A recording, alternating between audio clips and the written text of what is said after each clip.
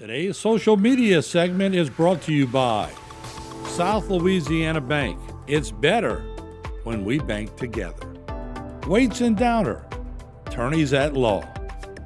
Terrebonne Ford, built Ford tough.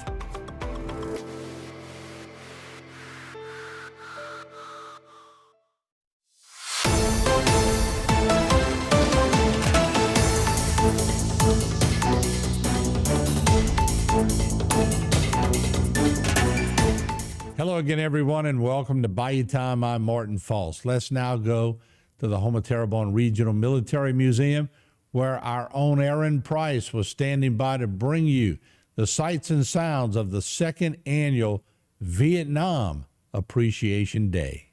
Color guard, 10 hood. Right shoulder, home. Color guard, advance.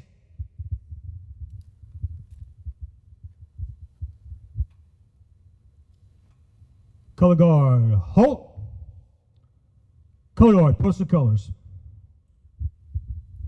Fortunately, years ago, I introduced him at a junior high presentation and went through all of his accolades, which lasted close to 15 minutes. And I promised him I wouldn't do that to him again today. But let me just say that this gentleman has served our nation in the military and in civil service and has been doing so for a very long time. And I'm going to cut it short and just say, please y'all welcome retired Major General Hunt Downer.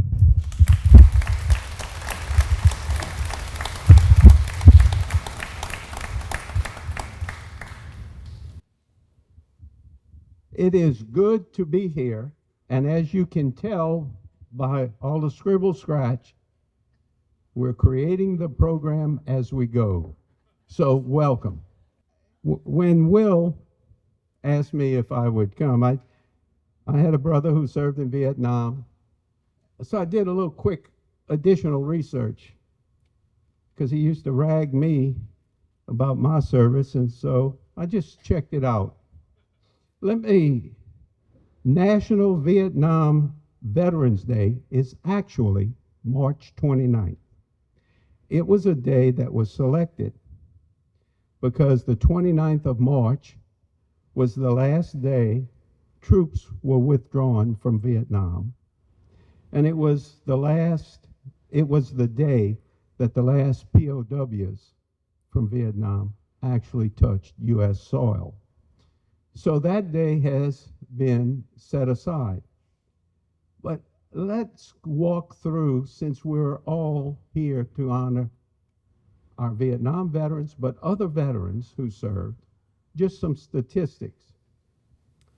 World War I, in 1918, 2.9 million veterans had served, or American soldiers. And when you think of that, think of the population then. Here comes World War II, 1945, a total of 12.1 million American soldiers served. Korea, 3.6 million in 1952 had served. Vietnam, 3.5 million in 1968 was the count. Think of those numbers. You know, we learn from history, and sometimes folks forget the significance of Gold Star and Blue Star. Those are the ones for the Gold Star. Every day for them is a Memorial Day, not just a special day annually, because of the loved one they lost. Let's talk about veterans and loved ones. We all were just part of the family. As a veteran, you just happened to be out at the tip of the spear. You couldn't have done what you did without the support, love, and affection of your family back home. When we first got involved into the Gulf War, we had a lot of family members who were trying to reach soldiers and all and families overseas to send them care packages like had been done in World War II. There was one difference that started following with the Gulf War, and then the follow-on with the overseas deployments. And that was, the military realized we can't give that information out. The bad guys were capturing names, addresses, and were attacking the family members back in the States with, I don't know how to say it, on social media, saying, we got your husband, we know where he is, we're gonna kill him. Or we got your daughter, we know where she is, we're gonna kill her. Which was then being passed on from that family member to the soldier or airman or seaman overseas, detracting them from their job. It was a form of sabotage to a degree. So the information to the families, and there was a lot of turmoil about that. Well, we want to be able to send them a care package. Give it to the unit. The unit will put it and send it. That answers a question I have been faced with many, many times over the course of my service.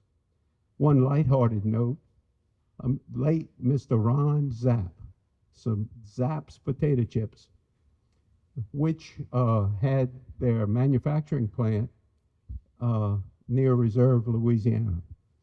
Ron Zapp was donating potato chips to the soldiers for Southwest Asia. Now, he was donating them by the case, by the truckload. They would fly them in C-130s. Guess what? They had to stop sending them because the C-130 wasn't pressurized enough. The potato chips were exploding in the aircrafts, and the pilots were freaking out. So he had to then send, and he did, he actually sent his recipe along with all of the seasonings for the potato chips to the various service organizations to pass down to their mess departments, their mess sergeants, their mess officers, so that they could cut their own potatoes and fry the potato chips without the fear of them exploding. As we gather today, I want to make it short. I read something my brother sent me in 2003 when he attended a Veterans Service Day for Vietnam veterans. It was close to the 50 year, I think in 2000, I don't remember which year was the 50 year. It was a passage from a pastor in Texas named John Hagee, Haygee. He said, and I thought of this, I found it, I read it this morning, and just, this is very poignant. I want you to close your eyes and picture in your mind the soldier at Valley Forge as he holds a musket in his bloody hands. He stands barefoot in the snow, starved from the lack of food, wounded from months of battle, and emotionally scarred from the eternity away from his family, surrounded by nothing but death and carnage. He stands, though, with fire in his eyes, victory on his breath, but he looks at us now in anger, disgust, and tells us this: I gave you a birthright of freedom born in the Constitution, and now your children graduate too illiterate to even read it. I fought in the snow barefoot to give you the freedom to vote, and you stay at home because it rains. I'll add to that, people don't register to vote because they don't want to get picked for jury duty. I left my family destitute to give you the freedom of speech, and you remain silent on critical issues because it might be bad for your business. I offered my children to give you a government to serve you, and it has stolen democracy from the people. It is the soldier, not the reporter, who gives you the freedom of the press. It is the soldier, not the poet, who gives you the freedom of speech. It is the soldier, not the campus organizer, who allows you to demonstrate. And it is the soldier who salutes the flag, whose coffin is draped with such flag, that allows the protester to burn that flag. You know, we look back and we learn from history. And if we don't learn from history, we lose.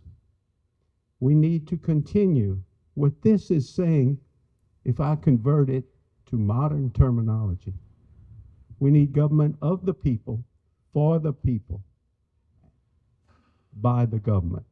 Not government of the people, by the government, and for the government. That's what he is saying. Let us never forget the freedoms and the sacrifices that were made so that we could be here, so that I could come here today and talk to you without having a speech written or approved by a censor, or get the approval of government to be here. We welcome our parish president, Jason Bergeron, Councilman Danny Babin, to show that they are government who is working for the people. That's what we need more of.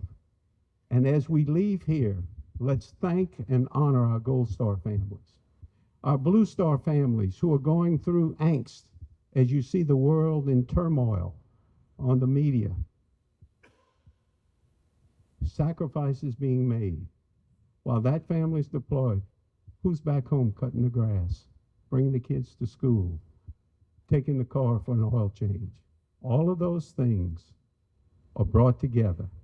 Let us not forget, because our Vietnam veterans came back to the very constitutional happenings. They weren't greeted as heroes. They were out there protesting against them for what they did and the sacrifices they made. As we stand here today, there are still 1,500 Vietnam veterans who are unaccounted for. Either missing in action, well, they're just unaccounted for. So let us never forget them and their families for the sacrifices that not only they made, they continue to make. As we say, on the road of life, we encounter speed bumps.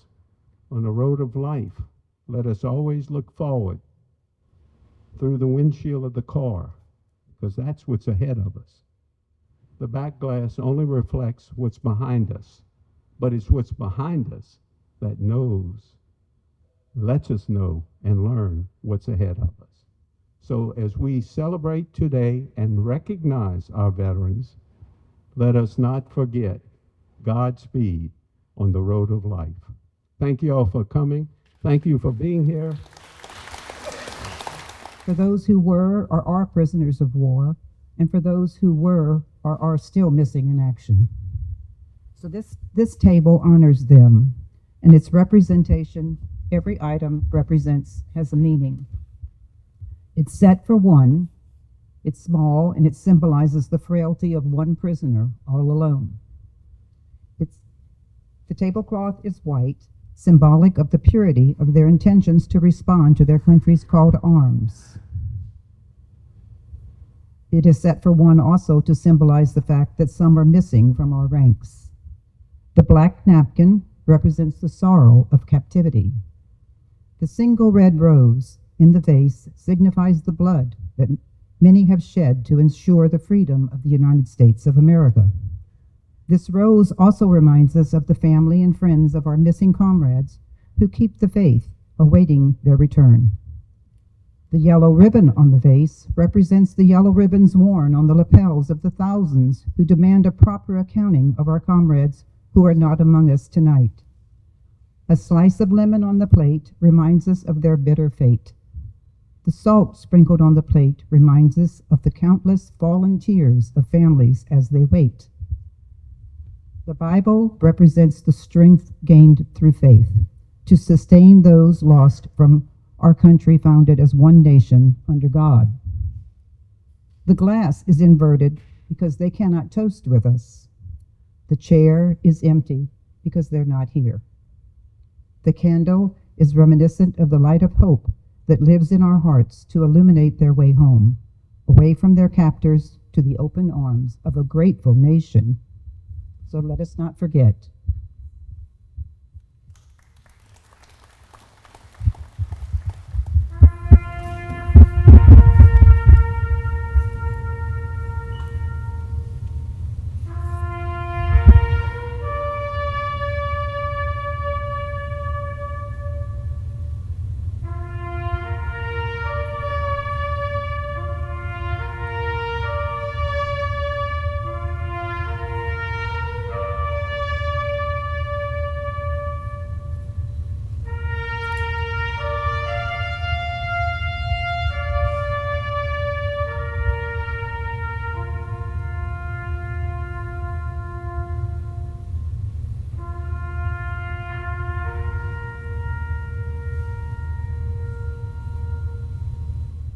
Once again, thanks to Mr. Will Terrio, all the staff at the Regional Military Museum, Major General Retired Hunt Downer for being the spokesperson for that group. Certainly a great group of individuals who have done a lot for our area, and we love that they are appreciated. We'll be back with more.